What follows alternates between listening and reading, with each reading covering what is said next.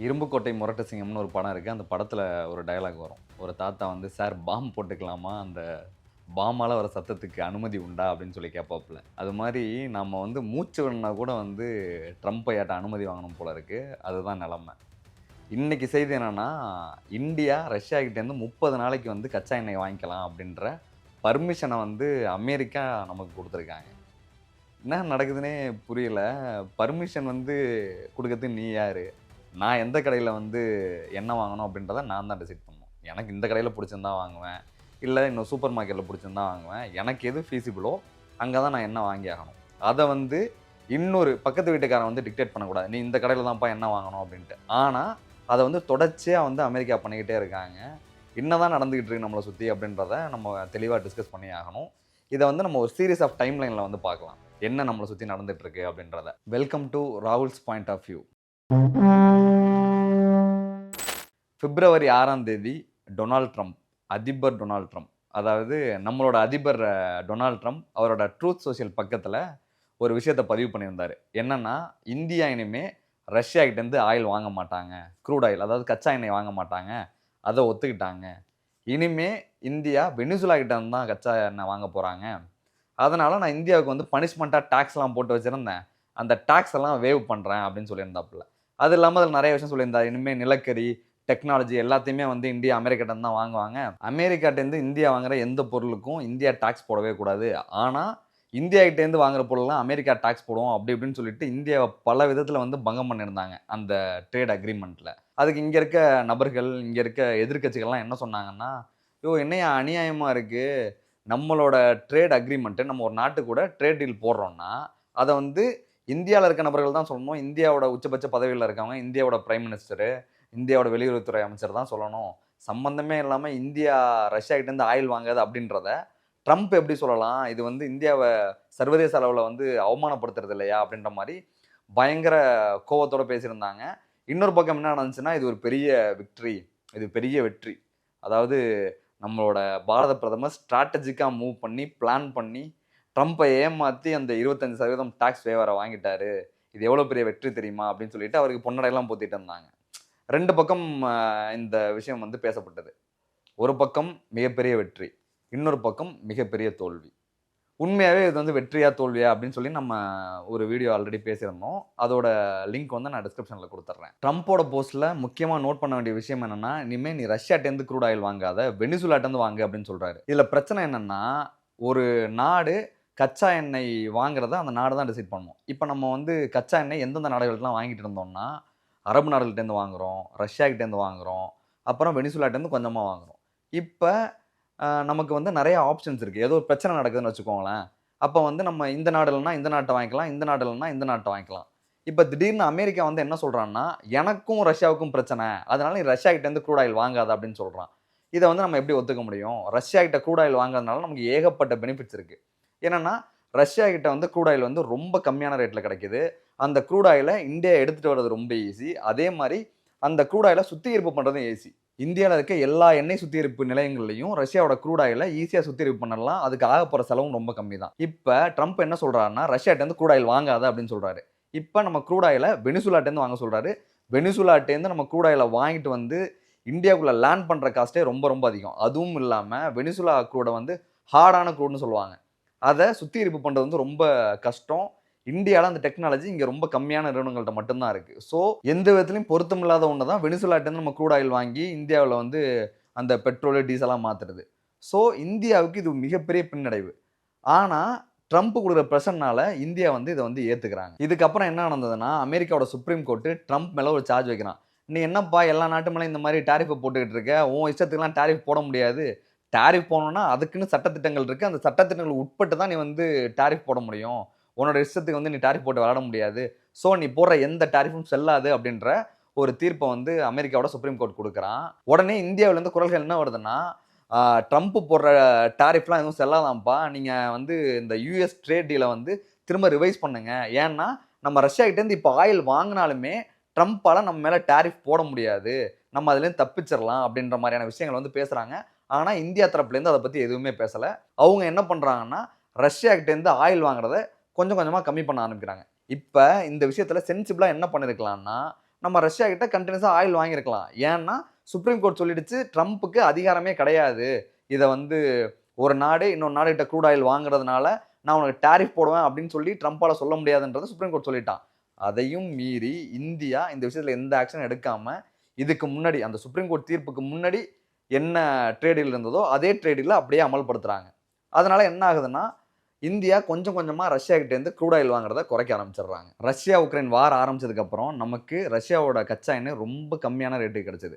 கிட்டத்தட்ட 2022 இருந்து 2025 வரைக்கும் 2025 செப்டம்பர் அக்டோபர் மாதம் வரைக்கும் இந்தியாவோட மொத்த கச்சா எண்ணெய் இறக்குமதியில் 30% வந்து ரஷ்யா கிட்ட நம்ம வாங்கிட்டோம். ஒரு 30% வந்து ரஷ்யா கிட்ட இருந்து, ஒரு 40% வந்து அரபு நாடுகள்கிட்டன்னு சொல்லிட்டு ரொம்ப நம்ம வந்து எந்த ஒரு நாட்டு மேலேயும் ரொம்ப அதிகமாக வந்து டிபெண்ட் ஆகாமல் நிறைய டைவர்சிஃபைடாக வந்து நம்ம கச்சா எண்ணெயை வாங்கிட்டு இருக்கோம். இப்போ என்ன ஆயிடுச்சுன்னா ட்ரம்ப் அவரோட சுயநலத்துக்காக, அமெரிக்காவோட சுயநலத்துக்காக நான் ரஷ்யாவோட சண்டை போட்டுட்டு இருக்கேன், நீ ரஷ்யா கிட்ட க்ரூட் ஆயில் வாங்காதுன்னு சொல்றாரு.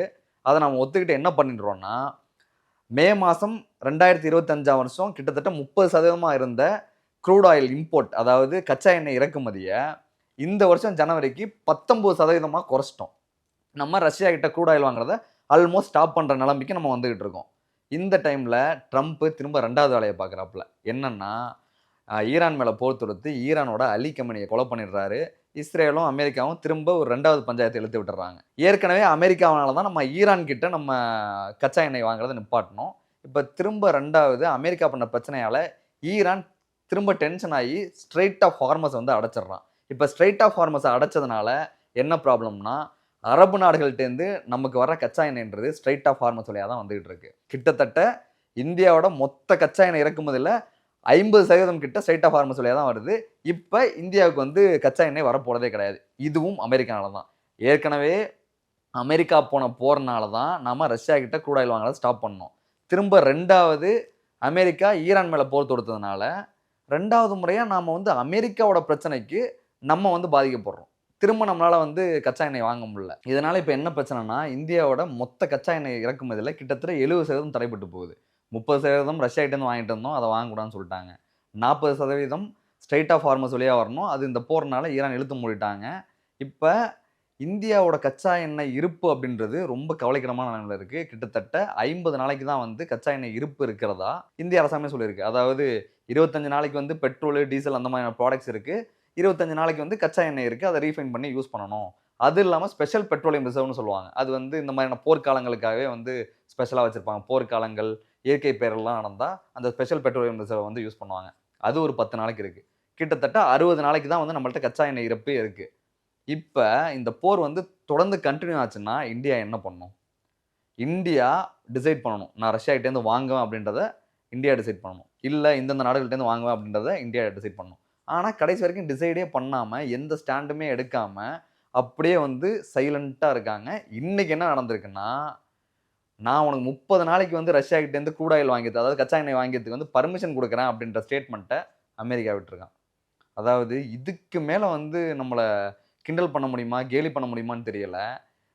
நீ யார் எனக்கு 30 நாளைக்கு பெர்மிஷன் கொடுக்குறது? இப்போ 30 நாளைக்கு வந்து ரஷ்யா கிட்ட வந்து க்ரூட் ஆயில் வாங்கிக்கலாம் அப்படின்னு சொல்லிட்டு அமெரிக்கா பெர்மிஷன் கொடுத்துருக்கான் அப்படின்றத நம்ம ஒரு தப்பான விதத்தில் அண்டர்ஸ்டாண்ட் பண்ணியிருக்கோம். அந்த அமெரிக்கா கொடுத்த பெர்மிஷனை நம்ம நல்லா படித்து பார்த்தோம்னா அதில் வந்து ஒரு வார்த்தை இருக்குது, ஸ்ட்ராண்டட் ஷிப்ஸ் அப்படின்னு சொல்லி, ஸ்ட்ராண்டட் கார்கோஸ் அப்படின்ட்டு. அதாவது கடலில் தடைப்பட்டு நிற்கிற கார்கோஸ் இருக்குல்ல. இன்னும் கொஞ்சம் தெளிவாக சொல்லணும்னா February 6 ட்ரம்ப் அவரோட ட்ரூத் சோஷியல் பேஜில் இந்தியா ரஷ்யாட்டேருந்து க்ரூட் ஆயில் வாங்காது அப்படின்னு சொல்கிறாரு. அப்போ அந்த February 6க்கு முன்னாடி 5 4 சொல்லிட்டு நிறைய கப்பல்கள் க்ரூட் ஆயிலை ஏற்றிக்கிட்டு இந்தியாவை நோக்கி வந்துகிட்டு இருக்கும். அதாவது இந்தியாவில் இருக்க ஆயில் ரெஃபைனரிஸ் ரஷ்யா கிட்ட ஆர்டர் எடுத்திருப்பாங்க, எனக்கு வந்து இவ்வளோ க்ரூட் ஆயில் வேணும்னு சொல்லிட்டு. அந்த கப்பல்கள்லாம் இந்தியாவை நோக்கி வந்துகிட்டு இருக்கு. அது நடுக்கடலில் வரும்போது February 6 ட்ரம்ப் அவர் போஸ்ட்டை போட்டுறாப்புல, இந்த மாதிரி இந்தியா வாங்க மாட்டாங்க அப்படின்னு சொல்லிட்டு. இதனால என்ன ஆகுன்னா இந்தியாவில் இருக்க ஆயில் பர்ச்சேஸ் பண்ணுறவங்க, அதாவது இந்தியாவில் இருக்க ஆயில் வாங்குறவங்க பணத்தை வந்து அனுப்ப மாட்டாங்க. பணம் அனுப்பாமல், பணம் கிடைக்காம ரஷ்யாவிலேருந்து ஆயில் ஏற்றிட்டு வந்த கப்பல்கள்லாம் நடுக்கடலில் நின்றுட்டுருக்கு.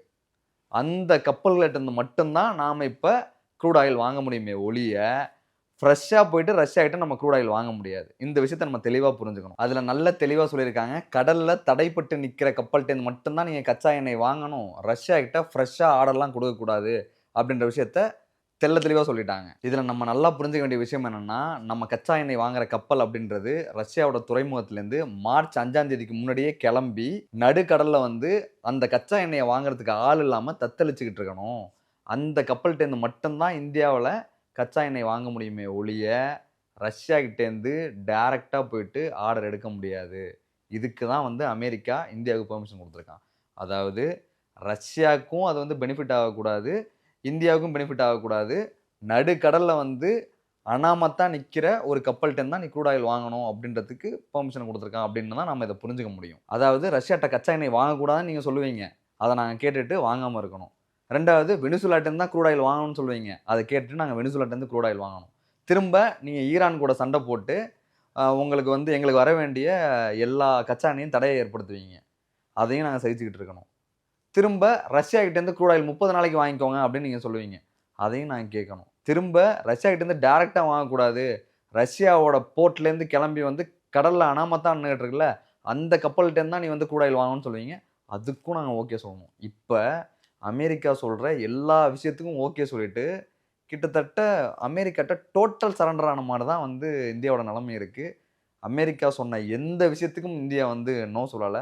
அவங்க என்ன சொன்னாலும் நம்ம கேட்கிற நிலைமையில தான் இருக்கோம் அப்படின்றது ஒரு மிகப்பெரிய வரலாற்று துயரம். ஒரு காலத்துல அணிசேரா நாடுகள் கூட்டமைப்ப உருவாக்குறதுல மூளையா இருந்த இந்தியா அப்படின்ற நாட்டோட நிலைமை அப்படின்றது, இன்னைக்கு நம்மளோட பாரத பிரதமர் யாரு?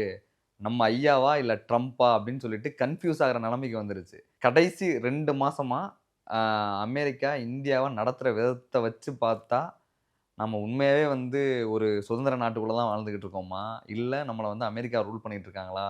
அப்படின்ற அளவுக்கு கன்ஃப்யூஷனா இருக்கு. ஸோ இந்த சோசியல் மீடியால பார்த்துட்டு அமெரிக்காக்காரன் அலர்றான் நம்மள பார்த்து அப்படின்ற மாரியான விஷயத்தெல்லாம் நம்பிட்டு இருக்காதீங்க. இந்தியாவோட நிலைமை அப்படின்றது சர்வதேச அளவுல இதுதான்.